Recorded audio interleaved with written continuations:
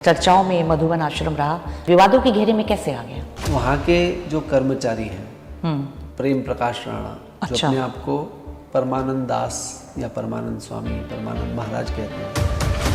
हाल ही में दर्ज FIR number 3792026 का मुख्य मुद्दा क्या है? लोगों को धोखा देने के लिए एक नया ट्रस्ट बनाया है।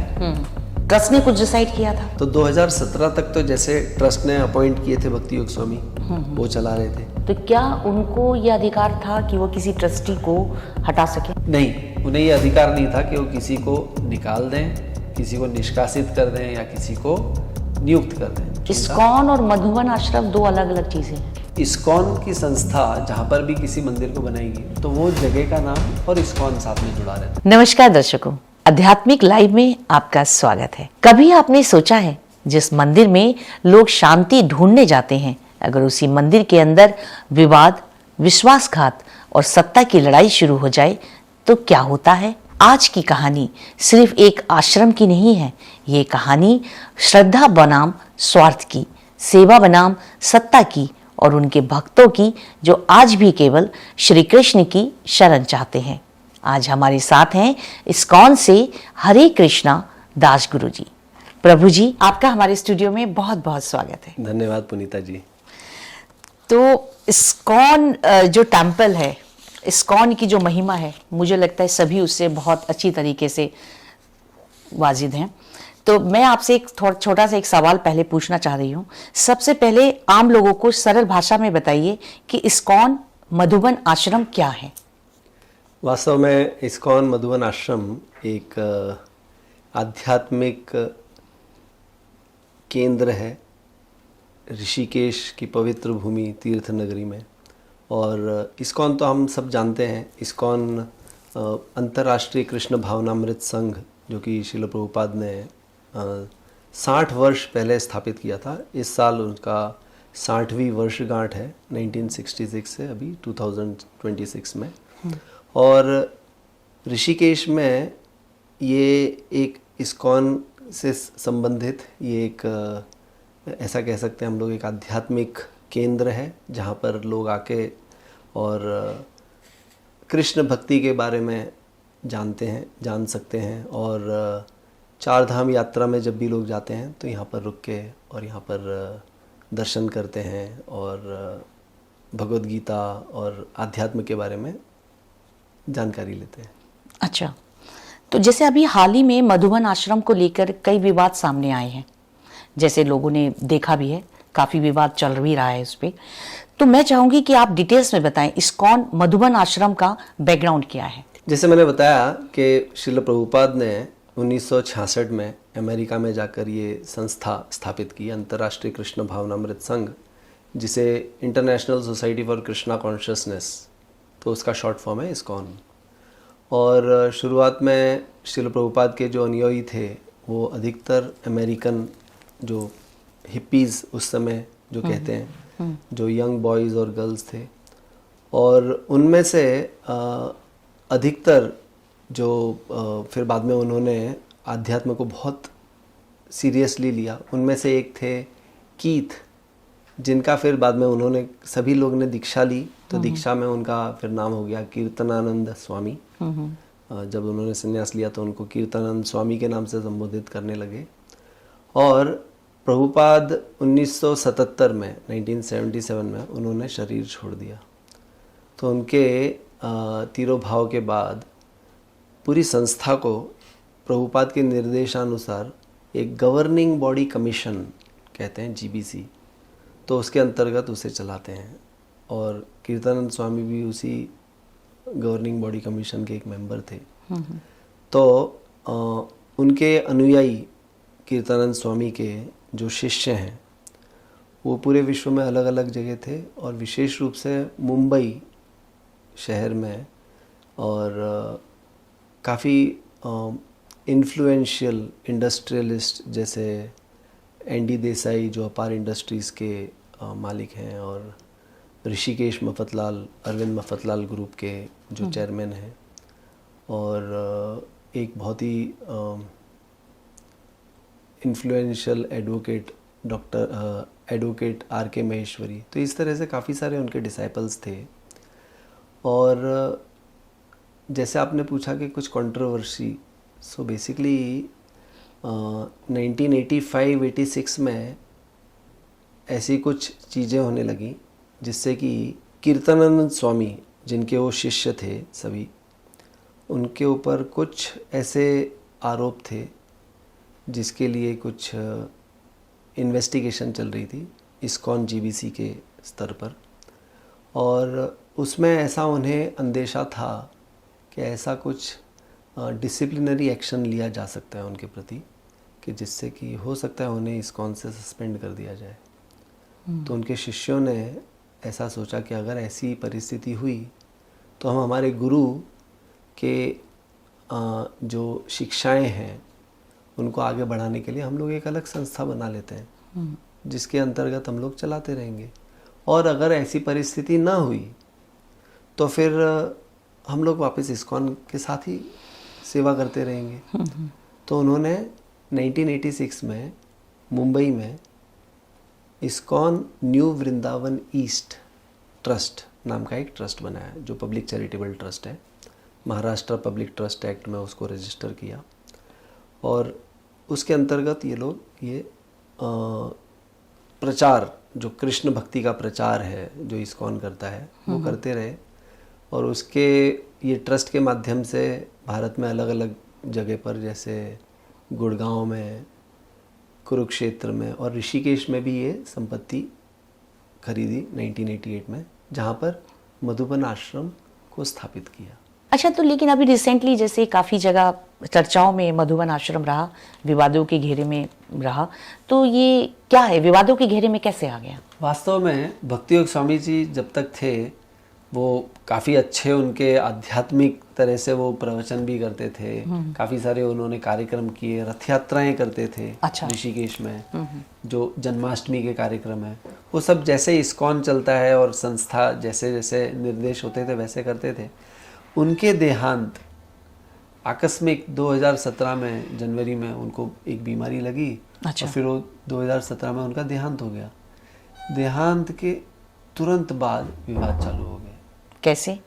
तो वहाँ के जो कर्मचारी हैं, रेस्टोरेंट के कैशियर प्रेम प्रकाश राणा, जो अच्छा। अपने आप को परमानंद दास या परमानंद स्वामी, परमानंद महाराज कहते हैं, उन्होंने और दूसरे कुछ कर्मचारी, जैसे गेस्ट हाउस के कर्मचारी थे हर्ष कुमार कौशल, ठीक है, और दूसरे और कर्मचारी हैं जैसे गिफ्ट शॉप मैंने बताया है उसके श्याम सुंदर, अच्छा, और मंदिर के जो वाहन चालक हैं सुनील शर्मा, तो उन सब लोग ने और भी कई लोगों ने मिलकर एक साजिश बनाई। अच्छा, जिसमें जैसे ही भक्तियोग स्वामी का देहांत हो गया, अभी ठीक है, ऋषिकेश, हरिद्वार, ये सब जगह पर ये एक आम बात है। हो क्या जाता है, आश्रम में कोई जो महंत है, स्वामी है, उनके मरने के उपरांत कोई ना कोई उसे कब्जा करने का प्रयास करता है। कब्जा करने, बिल्कुल ठीक कहा। तो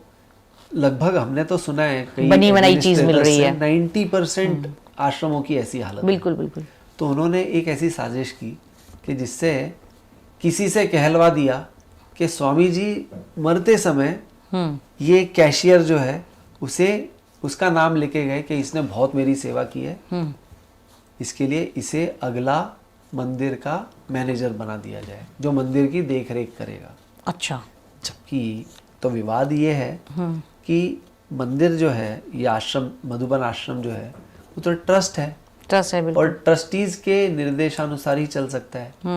अब तक भक्तियोग स्वामी जो ट्रस्टी थे उनके संरक्षण में चल रहा था, उनके निधन के बाद बाकी सब ट्रस्टीज के संरक्षण में चलेगा। बिल्कुल ठीक बात है। लेकिन ये कर्मचारी ये स्वीकार करने से नहीं मान रहे। ट्रस्ट बना होगा जिसमें 8-10 लोग होंगे, तो ट्रस्टी तो डिसाइड करेगा एग्जैक्टली कि किसे रखना है, किसे नहीं रखना है, कौन रूल्स को फॉलो कर रहा है, कौन रूल्स को सही से फॉलो नहीं कर रहा, कौन अपनी चला रहा है, ये चीज तो ट्रस्टी डिसाइड करती होगी। Yes. तो ये कोई ड्राइवर या किसी को डिसाइड करने का तो कोई अधिकार ही नहीं है। एग्जैक्टली। तो उसमें जो ट्रस्ट ने डिसाइड किया, ट्रस्ट ने कुछ डिसाइड किया था। हाँ, तो 2017 तक तो जैसे ट्रस्ट ने अपॉइंट किए थे भक्तियोग स्वामी, वो चला रहे थे। लेकिन उनके देहांत के बाद फिर ट्रस्टियों ने आपस में एक मीटिंग की अच्छा। और उन्होंने डिसाइड किया कि अभी हम आगे से व्यवस्था कैसे बनाएंगे।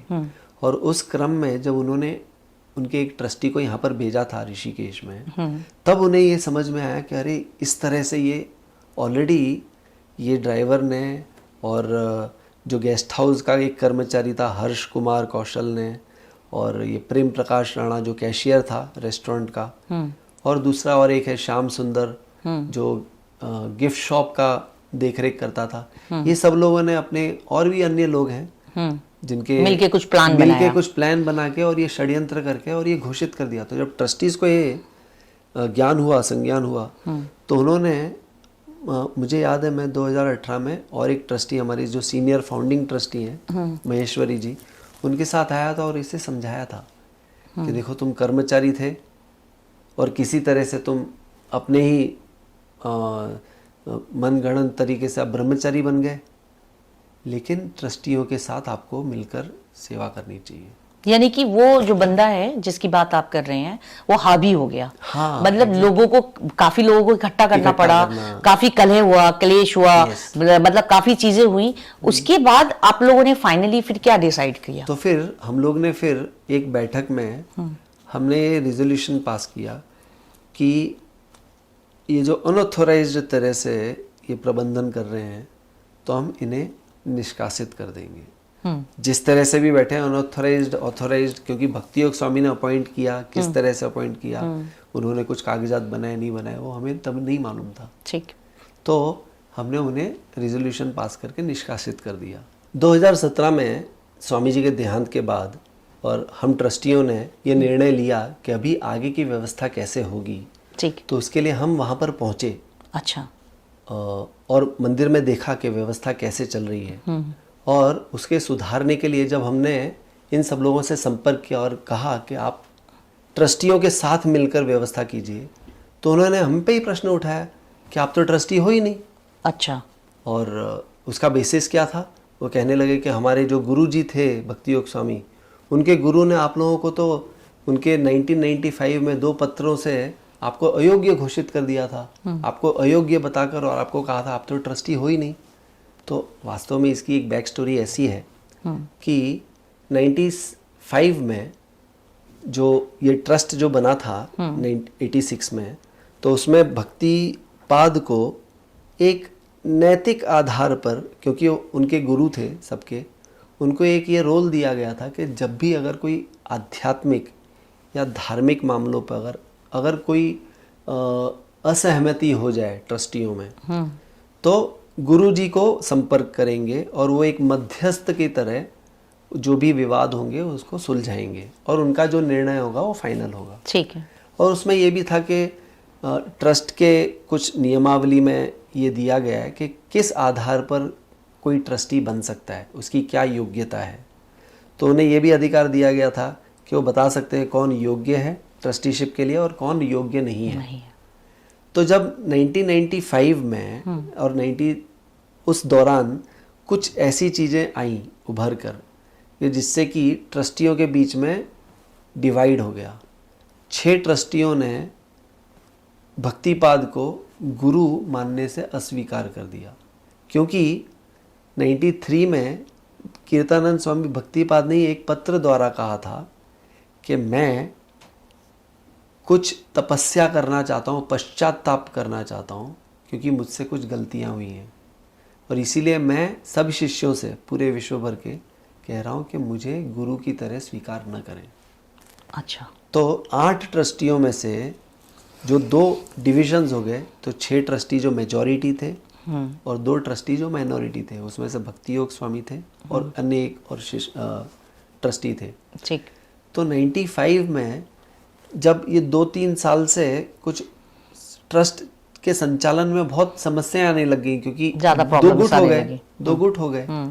तो उसमें 95 में फिर उन्होंने डिसाइड किया इस तरह से तो ट्रस्ट चल नहीं सकता कि जब आपस में ही अगर विवाद चलते रहे।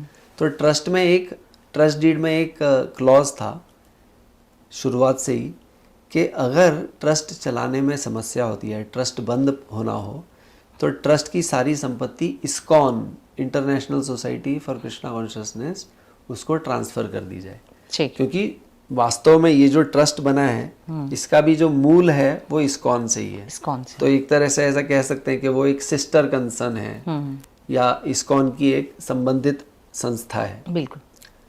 तो 95 में उन्होंने ये रिजोल्यूशन पास किया मेजॉरिटी से, जो कि ट्रस्ट डीड के रेगुलेशंस के अनुसार, कि हम ये ट्रस्ट को डिसॉल्व करके इस्कॉन में ट्रांसफर कर देते हैं। तो उस चीज से कीर्तनानंद स्वामी जो कि अमेरिका में बैठे थे, वो चीज उन्हें अच्छी नहीं लगी और उन्होंने अमेरिका से एक पत्र लिखकर ऐसा कहा कि क्योंकि आप मेरा कहा नहीं मान रहे, इसके लिए मैं तुम्हें अयोग्य ठहराता हूं। और उन 2 लेटर्स के आधार पर भक्ति योग स्वामी ने एक सिविल सूट फाइल कर दिया था, अच्छा। बॉम्बे में, जो कि 97 से 2008 तक चला। 2008 में वो डिसमिस हो गया और उसके ऊपर फर्स्ट अपील फाइल की और वो भी चलती रही। लेकिन कहीं पर भी लीगली या किसी भी चैरिटी कमिश्नर के रिकॉर्ड्स में ट्रस्टीशिप कभी भी ख़त्म नहीं हुई थी। तो ये उन्होंने एक भ्रम पैदा करने के लिए, ये जो कर्मचारी थे, उन्होंने ऐसा ये विवाद खड़ा किया कि आप तो ट्रस्टी हो ही नहीं, जबकि वास्तव में आज तक हम सब ट्रस्टी हैं। अच्छा। इनफैक्ट वो कौन है, जब हम वो प्रश्न पूछते हैं तो उनके पास कोई जवाब नहीं है। उनके पास कोई अपॉइंटमेंट लेटर नहीं है उनका, उनके पास कोई लिखित रूप से ये नहीं है कि मुझे यहाँ का प्रबंधक बना के गए हैं भक्ति योग स्वामी, जो कि बना भी नहीं सकते थे, क्योंकि वो कहते हैं कि मैं उनका उत्तराधिकारी हूँ, लेकिन उनके रजिस्टर्ड विल में उनका नाम भी नहीं है, किसी का कहीं नाम नहीं है, कहीं पर नाम नहीं है। और कोर्ट ने भी, उत्तराखंड उच्च न्यायालय ने भी एक प्रश्न पूछा कि भक्ति योग स्वामी एक ट्रस्टी थे, ये ट्रस्ट की संपत्ति थी, उनकी निजी संपत्ति नहीं थी। तो ट्रस्ट की संपत्ति में वो किसी को उत्तराधिकारी बना भी नहीं सकते थे, बना भी नहीं सकते थे। बिल्कुल ठीक। तो ये सब चीज़ों में उन्होंने जो विवाद खड़ा किया, तो ट्रस्टियों ने कई बार प्रयास किया उन्हें समझाने का और स्टेप्स लेने के भी, मैनेजमेंट को सुधारने के लिए, लेकिन हर बार विरोध होता रहा and law and order situation create होने लग गई। तो अभी क्या सिचुएशन है करंट? सो अभी करंट सिचुएशन ये है कि जो भी लिटिगेशंस जो कह रहे थे वो लोग कि बॉम्बे हाई कोर्ट में पेंडिंग है और चैरिटी कमिश्नर में पेंडिंग है, वो सब रिजॉल्व हो चुका है। कोई भी बॉम्बे हाई कोर्ट में कोई ट्रस्टीशिप से रिलेटेड पेंडिंग नहीं है। इनफैक्ट चैरिटी कमिश्नर ने अपने ऑर्डर में लिखा है कि ये जो 2 लेटर्स के वो रेफरेंस देते हैं 1995 के, वो लेटर्स इनऑपरेटिव हैं, क्योंकि आर्बिटर को, जो मध्यस्थ है, उसे किसी भी ट्रस्टी को अपॉइंट, नियुक्त करना या निकालने का कोई अधिकार नहीं है। वो अधिकार तो चैरिटी कमिश्नर को है। तो ये जो 2 लेटर हैं वो इनऑपरेटिव हैं, इनवैलिड हैं, उनका कोई अस्तित्व नहीं है। तो वास्तव में लीगली कोई समस्या नहीं है, लेकिन वो अपना अथक प्रयास कर रहे हैं कि किस तरह से ट्रस्टियों को व्यवस्था नहीं करने दी जाए। नहीं क्या? तो इसका जो सारी चीज़ें हैं, जितने अभी जो बिजनेस एक तरीके से जो इस्कॉन को, जो चैरिटी जो लोग करते हैं, जो फंड आता है, तो वो सब उसका क्या हुआ? उसको किस तरीके से तो बेसिकली मैनेज किया? हाँ, तो बेसिकली क्या होता है, ट्रस्ट है तो ट्रस्ट के अकाउंट होते हैं, अकाउंट में फिर ऑडिटिंग होती है, इनकम टैक्स रिटर्न फाइल होते हैं। तो ऋषिकेश में भी अकाउंट था, अच्छा, आज भी है अकाउंट, लेकिन वो ये लोग जो कर्मचारी हैं अनऑथोराइज्ड रूप से चला रहे थे। अच्छा। तो जब हमें ये समझ में आया ट्रस्टीज को, तो हमने तुरंत उसे फ्रीज कर दिया, ताकि जो भी अभी तक ट्रस्ट की जो डोनेशन दिए हैं, सभी जनता ने डोनेशन दिया है, बिल्कुल व्यय करने के लिए तो नहीं दिया, बिल्कुल ठीक है, सेवा करने के लिए दिया है, तो उसे बचाया जाए, इसके लिए हमने उसको फ्रीज कर दिया। और जैसे हमने फ्रीज किया तो हमने देखा फिर भी वो जो गेस्ट हाउस है, दान है, वो सब लेते रहे, लेकिन सब कैश में, और फिर वो कहाँ जा रहा है। और तब हमने देखा कि वो लोग एक्चुअली उसका दुरुपयोग कर रहे हैं। तो क्या भक्तिपाद जो थे वो इन्वेंट के ट्रस्टी थे? तो भक्तिपाद ट्रस्टी नहीं थे, लेकिन ट्रस्टियों ने उन्होंने, क्योंकि वो उनके गुरु थे भक्तिपाद, तो उन्होंने एक ये रोल दिया था कि अगर हमारे बीच में कभी कोई आध्यात्मिक या धार्मिक विषयों पर अगर मतभेद हो जाए तो आप एक आर्बिटर, जिसे हम हिंदी में मध्यस्थ कहेंगे, मध्यस्थ की तरह आप काम कीजिए। तो उनका केवल उतना ही रोल था। तो क्या उनको ये अधिकार था कि वो किसी ट्रस्टी को हटा सके? नहीं, उन्हें ये अधिकार नहीं था कि वो किसी को निकाल दें, किसी को निष्कासित कर दें या किसी को नियुक्त कर दें। लेकिन उन्हें इतना अधिकार था कि वो ये बता सकते हैं, ये सुझाव दे सकते हैं कि ट्रस्टी बनने के लिए कौन योग्य है और कौन योग्य नहीं है। लेकिन उनके ये सुझाव देने पर कि ये योग्य व्यक्ति है, वो निर्णय लेना कि इसे ट्रस्टी बनाना है या नहीं बनाना है, वो बोर्ड ऑफ ट्रस्टीज का अधिकार है। तो भक्तिपाद को वास्तव में किसी ट्रस्टी को निकालने का, निष्कासित करने का कोई अधिकार नहीं था। अच्छा, जो लेटर उन्होंने लिखे थे, आपने कहा उन्होंने लेटर लिख के इशू कर दिया, तो जो लेटर लिखे थे क्या वो लीगल थे? नहीं। इनफैक्ट चैरिटी कमिश्नर ने भी ऑर्डर में लिखा है कि वो लेटर्स का कोई अस्तित्व नहीं है, क्योंकि किसी को भी निकालने या अपॉइंट करने का अधिकार तो चैरिटी कमिश्नर को है। अच्छा, तो आपको जैसे कब पता चला कि फाइनेंस मैटर में कुछ गड़बड़ चल रही है? जब भक्ति योग स्वामी जी का देहांत हो गया और हमें ये सब चीज़ें उजागर हुई कि ये कोई एक कर्मचारी था और अभी अपने आप को कह रहा है कि मैं उत्तराधिकारी हूँ, और तब हमने देखा कि अकाउंट को ये लोग अनऑथराइज्ड रूप से यूज़ कर रहे हैं। यानी इन्हें कोई अधिकार नहीं है, ये ट्रस्टी नहीं है। ट्रस्ट डीड में कहा गया है कि मिनिमम 2 ट्रस्टीज अकाउंट चला सकते हैं।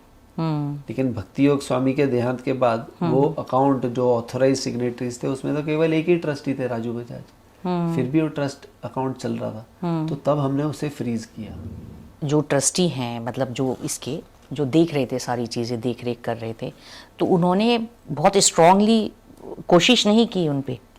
तो यही एक्चुअली स्ट्रांगली कोशिश, मतलब अभी सामने वाले लोग अगर law and order situation create करते हैं तो हम तो झगड़ा नहीं करेंगे, हम तो न्यायिक प्रक्रिया से जाएंगे। तो ये हमारी न्यायिक प्रक्रिया है कि हम न्यायालय गए, हमने एफआईआर दर्ज की, कोर्ट ने ये माना कि प्रथम दृष्टया ये दिखता है कि यहाँ पर अमानत में खयानत या ब्रीच ऑफ ट्रस्ट हो रहा है, इसके लिए इन लोग के ऊपर मुकदमा दायर होना चाहिए।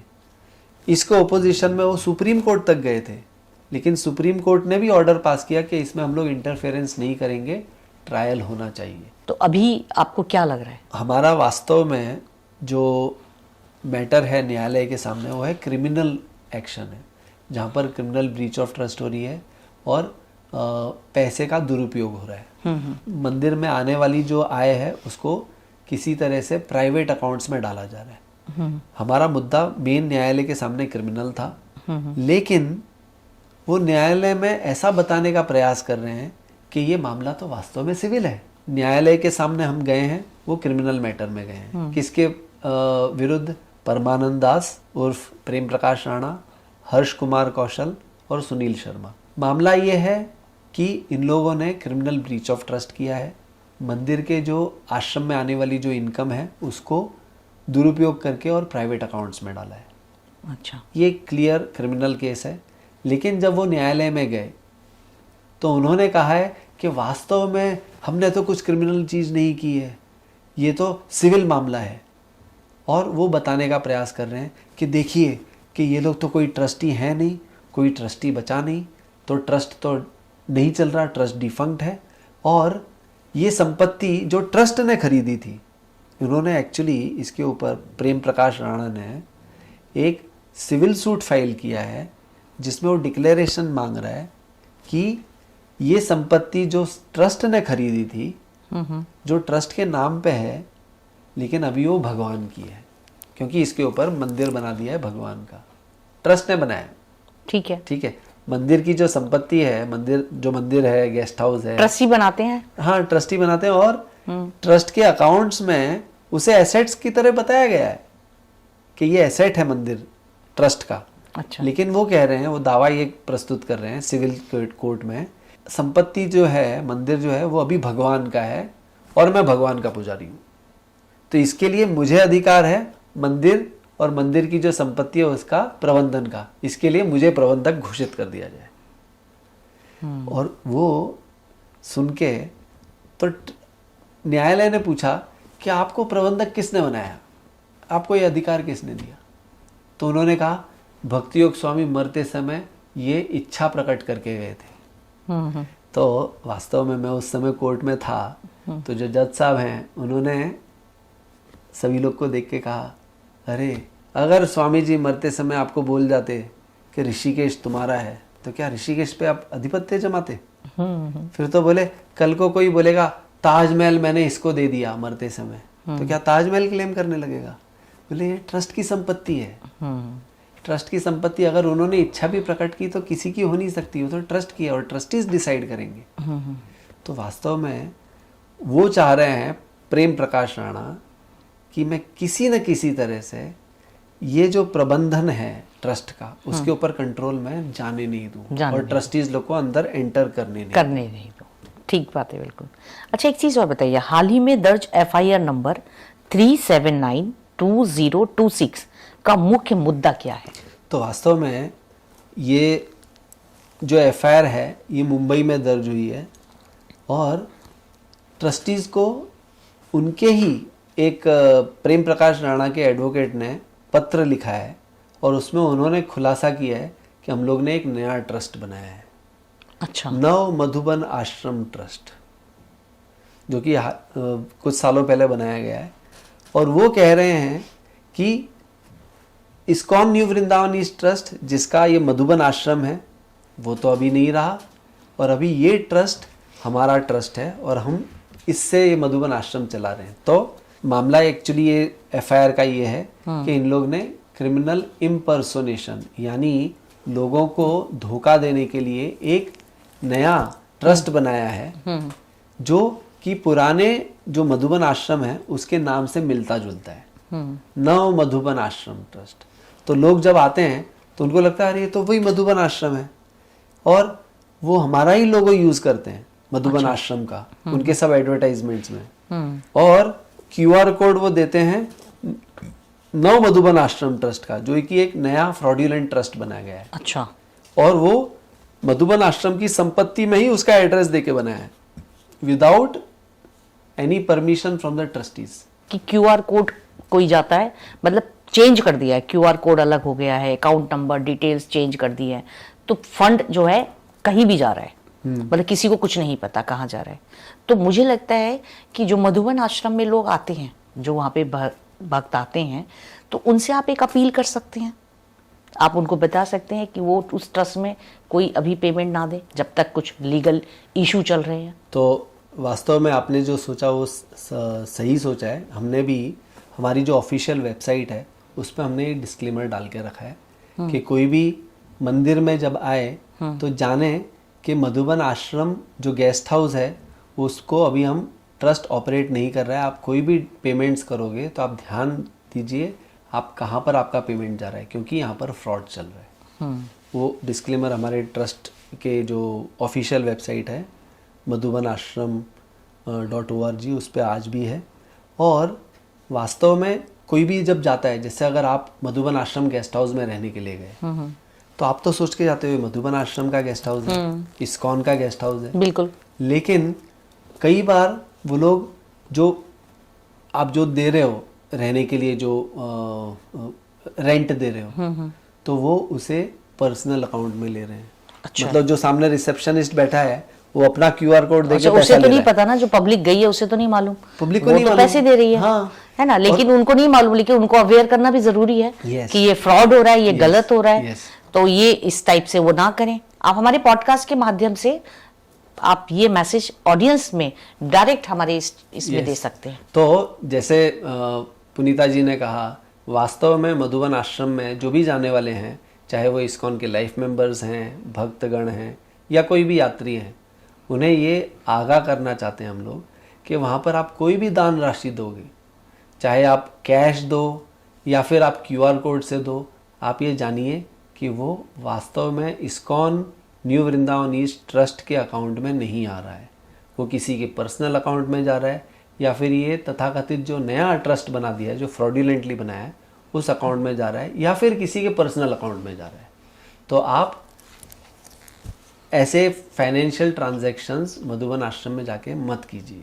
ट्रस्ट चाहता है कि ये जो फ्रॉड्यूलेंटली जो नया ट्रस्ट बनाया है वो वहाँ पर ऑपरेट ना करे। ट्रस्ट ये चाहता है कि जो भी गतिविधियाँ हैं आश्रम की वो ट्रस्ट के जो रूल्स हैं उसके अनुसार चलें। हम नहीं चाहते किसी को बाहर निकालने के लिए। अगर हमारे जो कर्मचारी हैं, बहुत सारे कर्मचारी हैं जो वास्तव में प्रामाणिकता से वहाँ पर सेवा कर रहे हैं।